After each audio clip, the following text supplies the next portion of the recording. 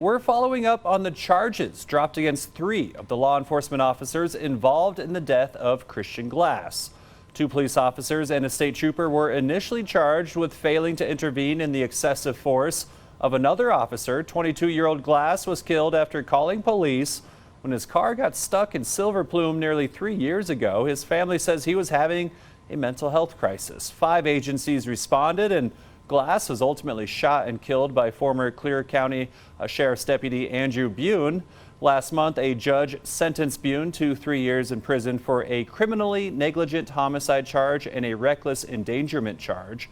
Part of the deal in dismissing these charges, the 3 former defendants had to undergo training related to de-escalation or working with people going through a mental health crisis. Colette Bordelon with Scripps News Group in Denver reports. Along I-70 into the mountains. Our community served by the 5th Judicial District.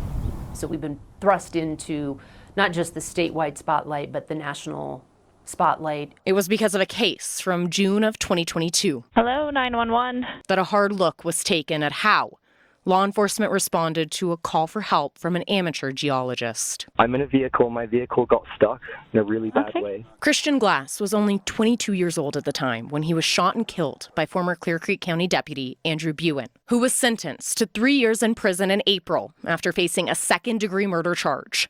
The jury found him guilty of a lesser charge, criminally negligent homicide. The Christian Glass case really was a wake-up call. District Attorney Heidi McCollum says there were a total of 8 defendants wrapped up in this case. She dropped the charge of failing to intervene for 3 of them on Wednesday. We felt that our cases against each of these 3 defendants was not as strong as it would have been had Mr. Bune been found guilty of that higher charge of second-degree murder. As part of the plea agreement to dismiss the charges, law enforcement officers Ryan Binney, Brittany Morrow, and Timothy Collins participated in this video. There are times where justice isn't always served in the courthouse by a judge handing down a sentence.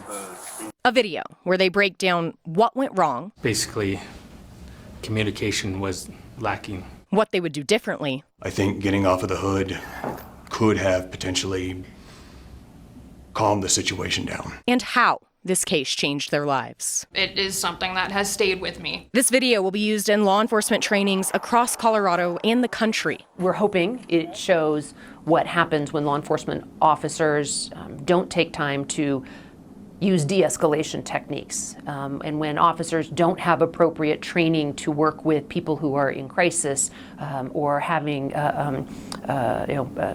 traumatic episodes. Are you satisfied with this resolution to their case? I don't know that there's a right answer to that. I think that this is an appropriate resolution.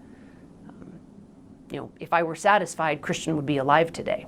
A case out of the high country she doesn't want to see happen anywhere else. Colette Bordelon, Scripps News Group.